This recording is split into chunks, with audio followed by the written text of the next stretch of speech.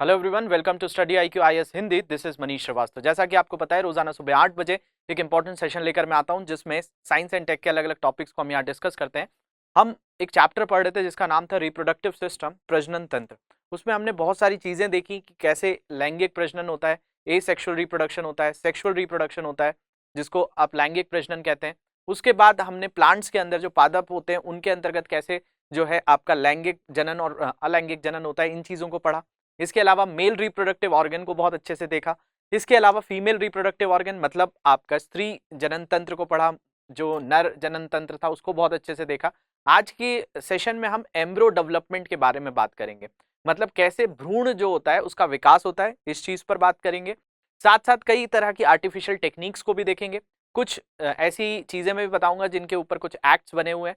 साथ साथ कुछ अनिषेचक जनन जिनको कहा जाता है पार्थियोजेनेसिस और पार्थिनोकार्पी, इन दो फैक्ट्स को भी हम आज की क्लास में क्लियर करेंगे। शुरू करेंगे उससे पहले पिछले सेशन के जो क्वेश्चंस हैं उनको पहले सॉल्व करते हैं, फिर आगे सेशन प्रोसीड करते हैं। पहला क्वेश्चन दिया था मैंने आपको, the ovarian medulla contains many rounded और ओवल बॉडीज कॉल्ड। डिंब ग्रंथि मेडुला में कई गोलाकार या अंडाकार शरीर होते हैं जिन्हें क्या कहा जाता है? तो देखिए, मैंने आपको बताया था कि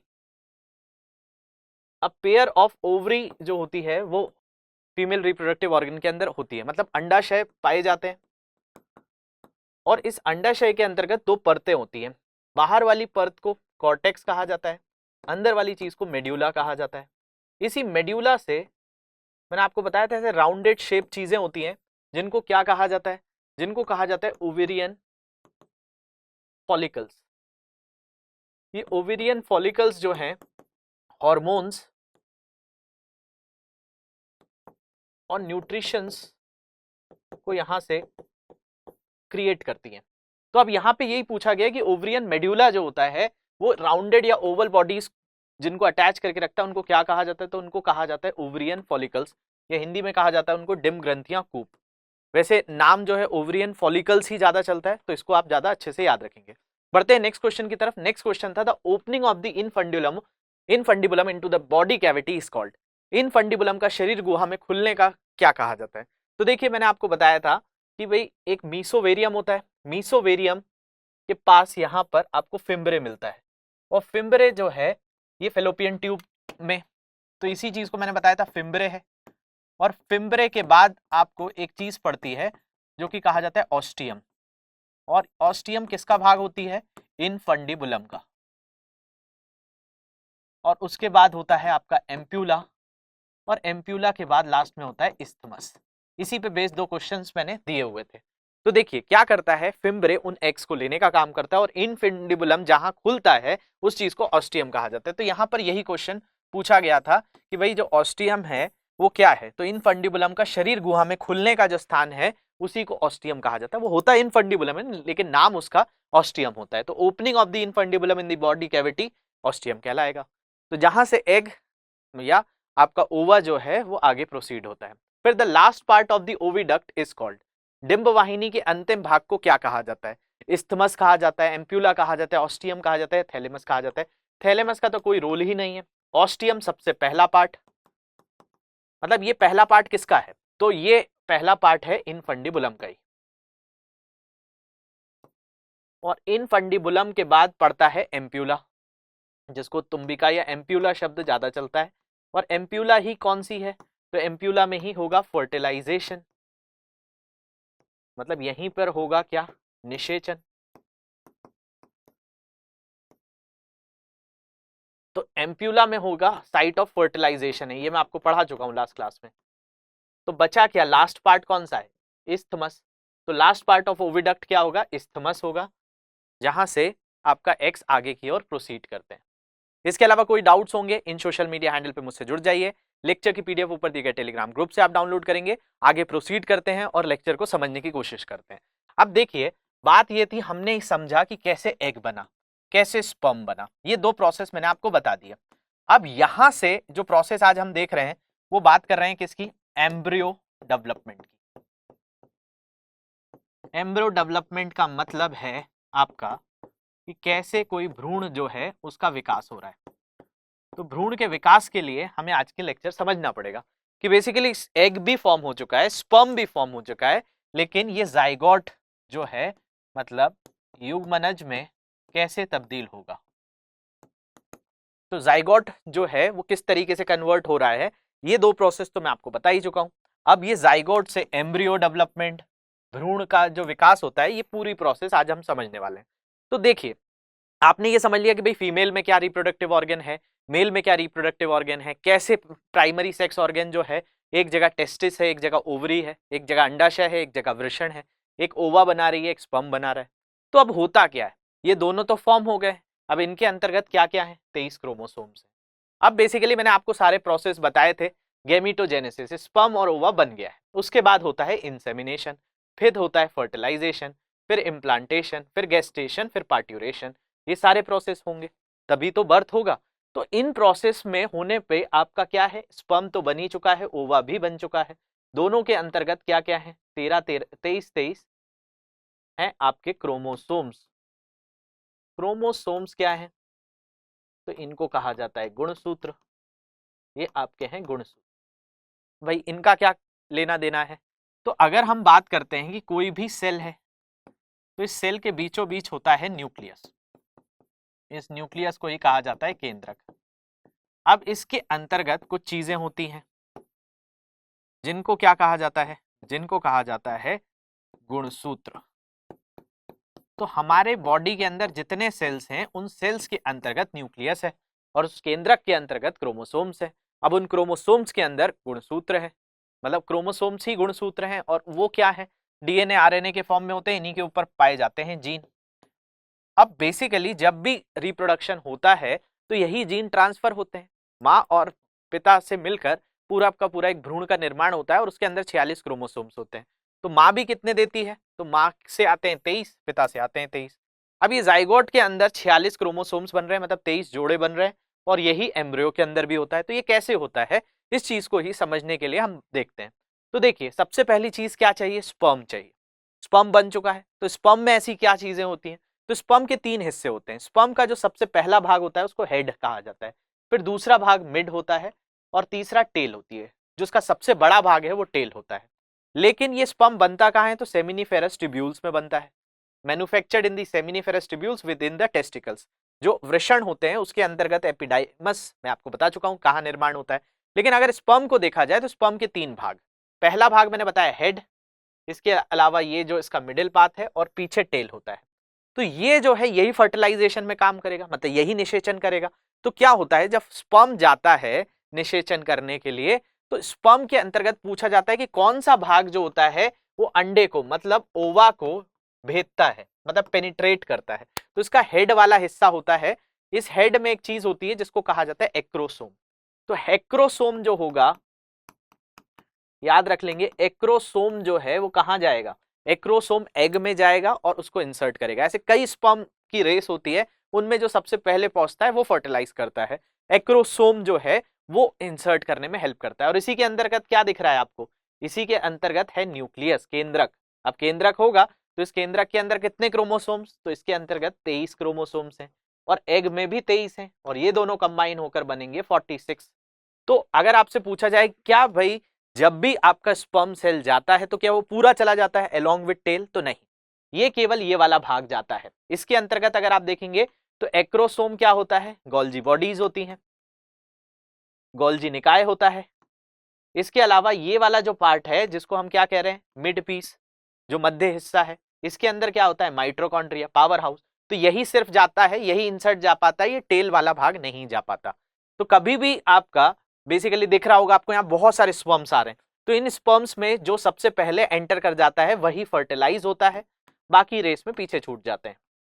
तो निषेचन जो होगा वो किस भाग से होगा, एक्रोसोम वाले भाग से होगा। इसके अंतर्गत न्यूक्लियस भी है, इसी के अंदर गुणसूत्र भी है। तो ये प्रोसेस हो जाता है। अगर हम देखें, मैंने आपको बताया था कि जो यूरेथ्रा होता है, अगर यूरेथ्रा की बात करें तो यहां पर मैंने एक डायग्राम यूज किया है, ये देखेंगे तो ये यूरेथ्रा है। यहाँ पे इस यूरेथ्रा से कई चीजें निकल रही हैं। इस यूरेथ्रा से सीमेन भी आ जाता है। इस सीमेन के अंतर्गत बहुत सारी चीजें होती हैं, क्योंकि इसमें बल्बो यूरेथ्रल ग्लैंड भी होता है जिसको काउपर्स ग्लैंड कहा जाता है। इसमें प्रोस्टेट का भी हिस्सा है, सेमनीफेरस वेसिकल जो है उसका भी है, आपका टेस्टिकल जो है उसका भी है। तो ये जो आपका यूरेथ्रा से फ्लूइड निकलता है, इस फ्लूइड के अंतर्गत क्या चीज होती है? क्या सिर्फ स्पर्म होता है? तो ऐसा नहीं है। स्पर्म तो सिर्फ कहां से बना है? टेस्टिकल से बना है। मतलब टेस्टिकल्स मतलब ये वाला जो हिस्सा है यहां से फॉर्म हुआ है। तो अगर कोई पूछे कि भाई आपके सीमेन में क्या क्या चीजें होती हैं, तो सीमेन में बहुत सारी चीजें होती है। मतलब जो ह्यूमन का सीमेन है या जो फॉर्म होता है उसके अंतर्गत केवल स्पर्म नहीं होता, सीमेन के अंतर्गत बहुत सारी चीजें होती हैं जो अलग अलग जगह से बनी होती हैं। कहां कहां से बनी होंगी? तो टेस्टिस से भी बनी होंगी, इसके अलावा सेमनीफेरस जो वेसिकल होता है वहां से भी है, प्रोस्टेट ग्लैंड से भी है, और बल्बो यूरेथ्रल ग्लैंड से भी है। ये मैंने इंडिकेट किया हुआ है जब मैंने आपको पढ़ाया है, लेकिन आज हम उसको बस देख रहे हैं कि भाई फर्टिलाइजेशन तो तभी हो पाएगा जब ये सारी चीजें जा पाती हैं। तो वीर एक अधिक तरल एक ऑर्गेनिक फ्लूइड है जो नर जननांगों द्वारा निर्मित किया जाता है, और वीर में शुक्राणुओं के साथ साथ अन्य तरल पदार्थ भी सम्मिलित होते हैं। मतलब शुक्राणु मतलब स्पर्म के साथ साथ और भी चीजें होती हैं। और मानव वृषण में शुक्राणु स्पर्म सेल का निर्माण होता है, वृषण मतलब टेस्टिस में। और जब ये शुक्राणु अधिवृषण एपिडिडाइमस, शुक्रवाहिका, वास डिफरेंस, शुक्राशय, सेमिनल वेसिकल, प्रोस्टेट ग्लैंड तथा काउपर्स, इसको काउपर्स ग्लैंड से गुजरते हैं तो इनमें अन्य अनेक प्रकार के तरल मिल जाते हैं, और शुक्राणु मिश्रित यही तरल वीर्य कहलाता है। तो जो वीर्य है, सीमेन है, वो बहुत सारी चीजों का कॉम्बिनेशन है। क्या क्या है उसमें? तो अलग अलग जगहों से अलग अलग चीजें मिली हैं। वृषण मतलब टेस्टिस, ये सेमिनिफेरल वेसिकल, ये प्रोस्टेट ग्लैंड, और ये काउपर्स ग्लैंड जिसको बल्बो यूरेथ्रल ग्लैंड भी कहा जाता है। अब इस वीर्य में क्या चीजें होती हैं? तो देखिए यहाँ पे शुक्राणु स्पर्म, यहाँ स्पर्म आ रहा है, इसमें मतलब जो सीमेन है, बात कर ली जाए तो एक सामान्य और स्वस्थ वयस्क पुरुष एक स्वस्खलन में 2.5 से 3.5 मिलीलीटर वीर्य का उत्सर्जन करता है, और इसमें विभिन्न ग्रंथियों द्वारा स्रावित पदार्थों का जो है संगठन निम्न होता है। तो कौन कौन सी चीजें? ये 4 चीजें हैं। अब देखिए इसमें अलग अलग मात्रा होती है। जैसे 2 से 2.5% क्या है? 2 से 5% मान लिया जाए तो इसमें स्पर्म है।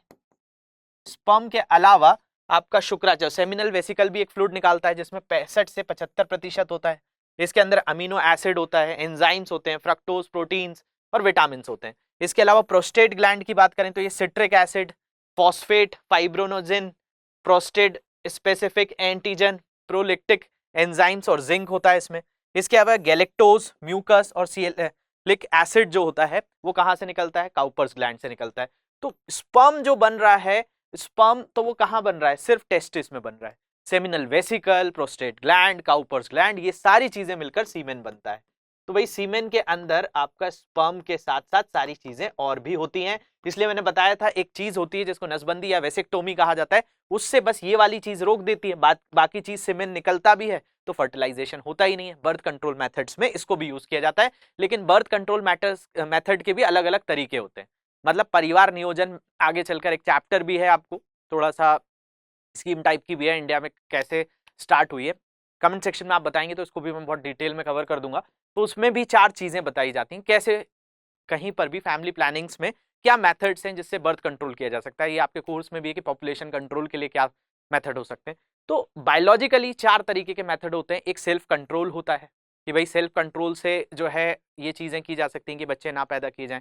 दूसरा मेथड जो होता है, कई तरह के केमिकल्स का यूज किया जाता है, कई मेडिसिन ली जाती हैं जिससे जो है फर्टिलाइजेशन नहीं होता है और प्रेगनेंसी नहीं होती है। थर्ड मेथड्स जो होते हैं वो कई तरह के प्रिवेंशन मेथड्स होते हैं, कॉपर टी वगैरह जो यूज होते हैं, या कई तरह के प्रोटेक्टिव जो इक्विपमेंट्स आते हैं उनका यूज करना होता है। और कुछ होते हैं सर्जिकल, जैसे वेसेक्टोमी और ट्यूबेक्टोमी। फीमेल्स के अंदर हो जाती है ट्यूबेक्टोमी जिससे फेलोपियन ट्यूब को बंद कर दिया जाता है, और वेसेक्टोमी में टेस्टिस से जो निकलने वाला स्पर्म है उसको रोक दिया जाता है, तो फर्टिलाइजेशन नहीं होगा। ये तो आगे की चीज है, हमें तो एम्ब्रियो डेवलप करना है। तो एम्ब्रियो डेवलपमेंट में यही सबसे पहली चीज हो गई कि भाई सीमेन पहुंच गया कहां पर? एग के पास पहुंच गया है। अब एग के पास अगर सीमेन पहुंच गया है तो आगे क्या होगा?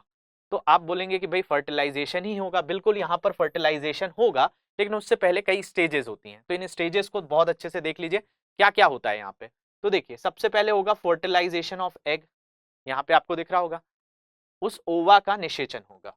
इसके अलावा वो जो सेल है ये 2 सेल में डिवाइड होगा, 2 से 4 में होगा, 4 से 8 में होगा, 8 से 16 में होगा, 16 से फिर ये इस तरीके का एक स्ट्रक्चर बन जाता है जिसको ब्लिस्टोसिस्ट कहा जाता है।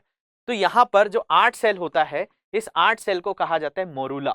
ये याद रखेंगे इस शब्द को कि 8 सेल से ये धीरे धीरे 16 सेल स्टेज में आता है, फिर ब्लिस्टोसिस्ट होता है, तो जाइगोट जो है इस तरीके से 8 सेल में कन्वर्ट होता है, इसी को मोरूला कहा जाता है। ये मोरूला फिर ब्लास्टुला में कन्वर्ट होता है और ब्लास्टुला के बाद गैस्ट्रेशन होता है।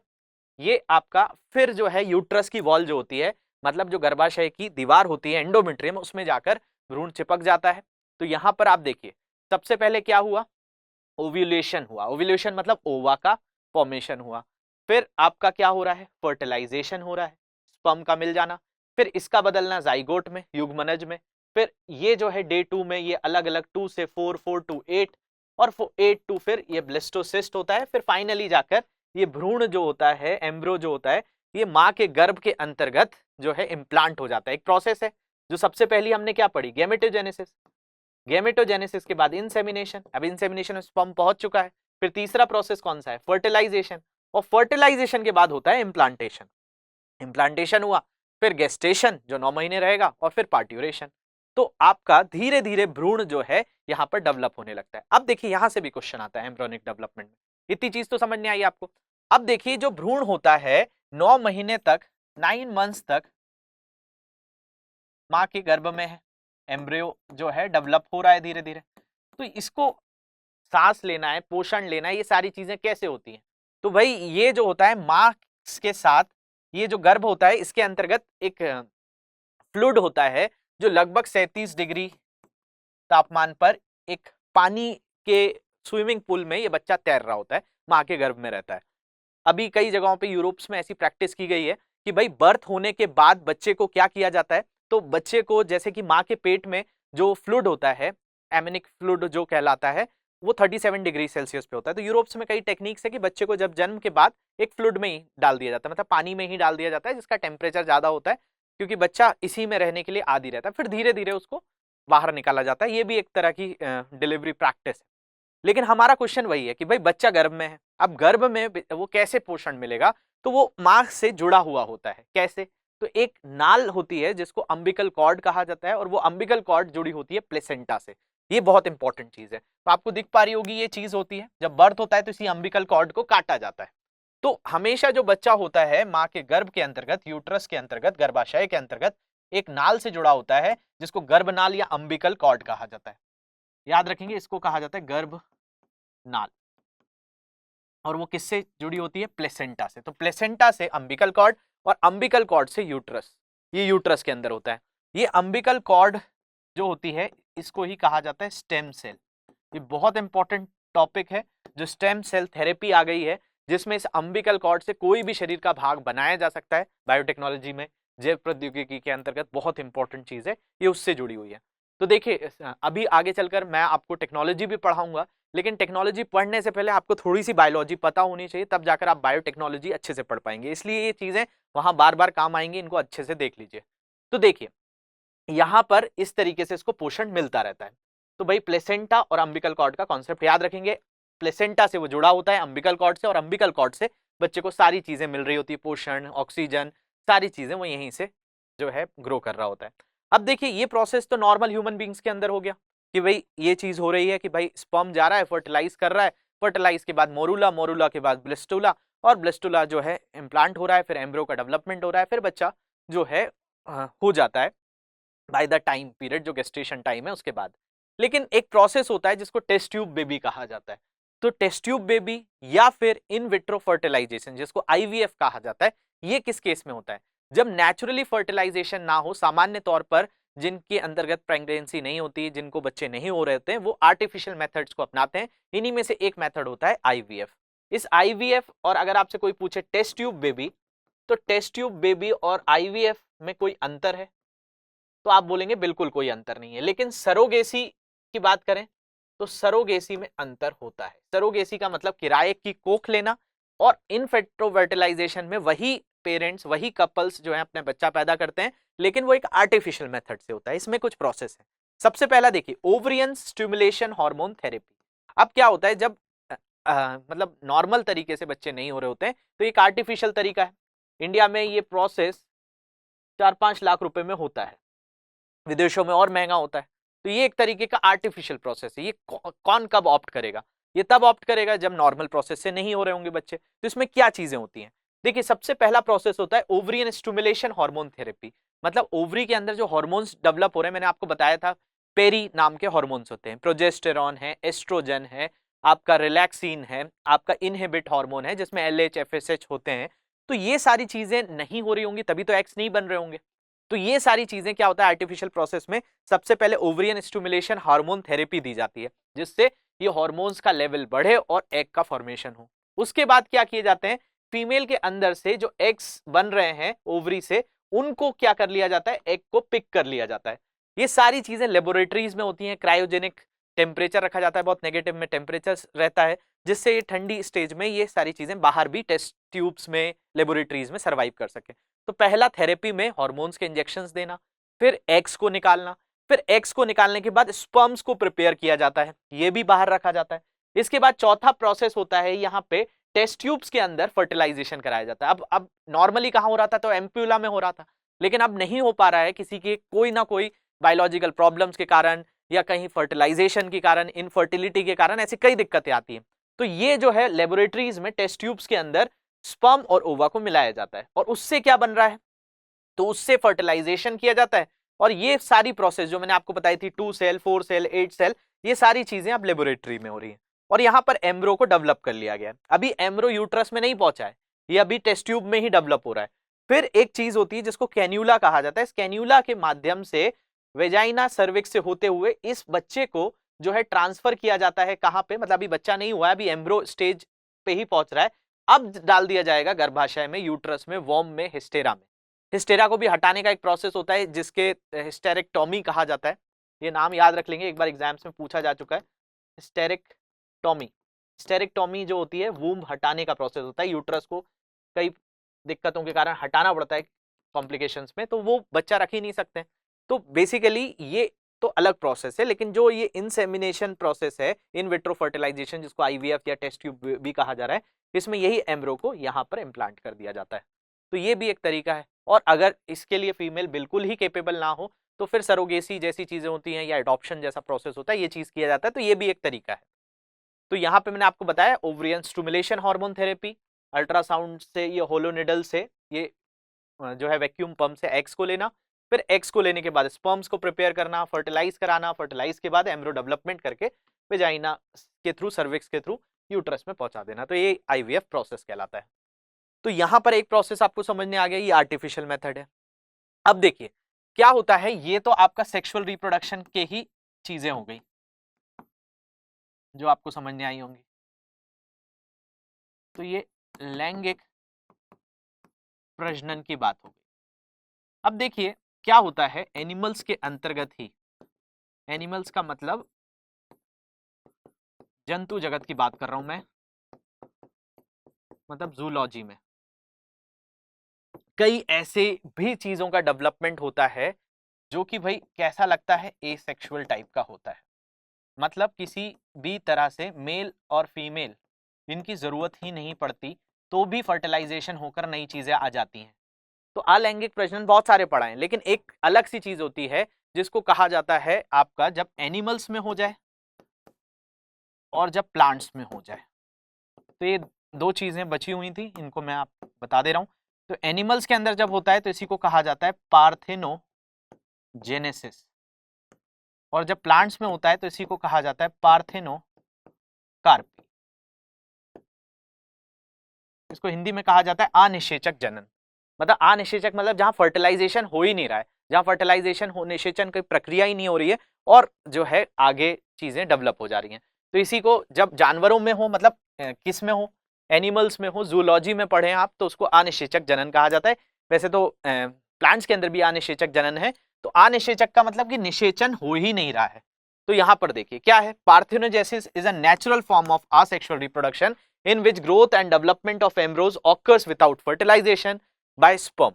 In animals, parthenogenesis means development of an embryo from an unfertilized egg cells. In plants, parthenogenesis is a component process of apoptosis. अब देखिए पार्थेनोजेनेसिस अलैंगिक प्रजनन का एक प्राकृतिक रूप है जिसमें शुक्राणुओं द्वारा निषेचन के बिना भ्रूण का विकास और विकास होता है। जानवरों में पार्थेनोजेनेसिस का अर्थ है एक अनिषेचित अंडे की कोशिका से भ्रूण का विकास, मतलब फर्टिलाइजेशन हो ही नहीं रहा है और बच्चा आ जा रहा है। पौधों में पार्थेनोजेनेसिस एपोमिक्स की एक घटक प्रक्रिया है, इसमें भी वही चीज होती है। यहां पर ओवरी जो होती है, मैंने आपको बताया था कि एक चीज होती है पोलन, जो परागकण होते हैं ये जाते हैं और फीमेल जो पार्ट होता है उसमें जाकर ये निषेचन होता है। लेकिन अगर डायरेक्टली ओवरी से जो है फ्रूट बन जाए तो वो पार्थिनोकार्पी, और अगर जो है नहीं बन रहा है तो वो फिर सेल्फ पॉलिनेशन परागण की प्रक्रिया थी जो मैं बता चुका हूं। तो देखिए ये चीज आपको किस में मिलेगी, हनी बीज में मिलेगी, मधुमक्खियों में मिलेगी। हनी बी में 3 तरह की मधुमक्खियां होती हैं। एक होती है मधुमक्खी जिसको कहा जाता है आपका क्वीन, रानी मधुमक्खी होती है, एक वर्कर होती है और एक होता है मेल। तो बेसिकली ये 3 तरह की चीजें होती हैं, एक डिप्लॉयड फीमेल भी और हैप्लॉयड फीमेल भी। अब देखिए यहां पे क्या होता है ये समझिए, जो क्वीन होती है ये क्वीन के पास ज्यादा क्रोमोसोम्स होते हैं, 2 टाइम्स क्रोमोसोम्स होते हैं। जैसे यहाँ पे आपको 2 लिखा हुआ है, 2n होते हैं, वैसे इनके अंतर्गत देखा जाता है तो 32 क्रोमोसोम्स होते हैं। इसके अलावा ये जो होती है इसके अंतर्गत होते हैं 16, ये वर्कर होती है, ये काम करती रहती है।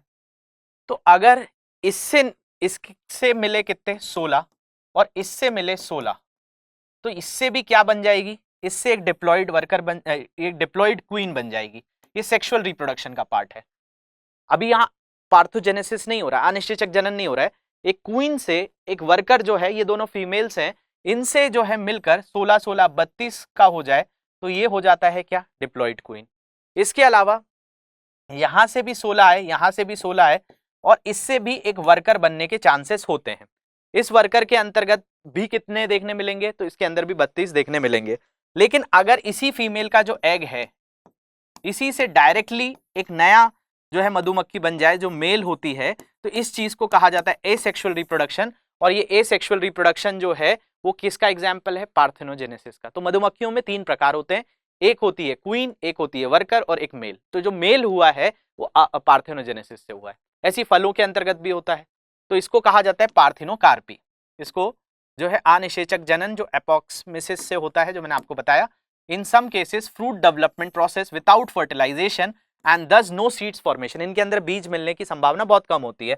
बनाना जैसे कि केला हो गया, अनानास हो गया, pineapple and some varieties of oranges और ग्रेप्स जो होते हैं, इनके अंतर्गत बीज नहीं मिलते। फिग की अगर हम बात करें, जो अंजीर होता है उसके अंतर्गत भी। तो such development is called parthenocarpy and it is due to the hormonal imbalance, usually high auxin levels in their ovaries. और parthenocarpy is sometimes artificially induced for commercial purpose by adding auxins as in formation papers.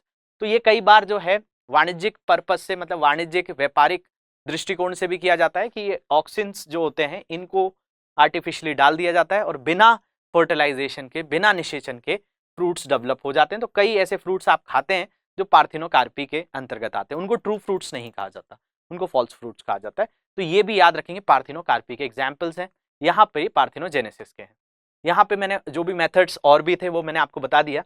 तो और भी कुछ ऐसे topics आपको लग रहे हैं कि इसमें आपको पढ़ना है तो मुझे कमेंट सेक्शन में जरूर बता दीजिएगा। मेरे हिसाब से रिप्रोडक्शन मैंने यहाँ पे कवर करा दिया है। कुछ क्वेश्चंस भी हैं, इन क्वेश्चंस को भी देख लीजिए। Which hormone is produced by ovary only during pregnancy, ये आपको बताना है कि भाई कौन सा हार्मोन जो है केवल गर्भावस्था के दौरान अंडाशय द्वारा निर्मित होता है, प्रोजेस्टेरॉन, क्रोनिक गैंडोट्रोपिन या रिलैक्सिन या प्लेसेंटल लैक्टोजन। तो ये बताइए केवल गर्भावस्था में।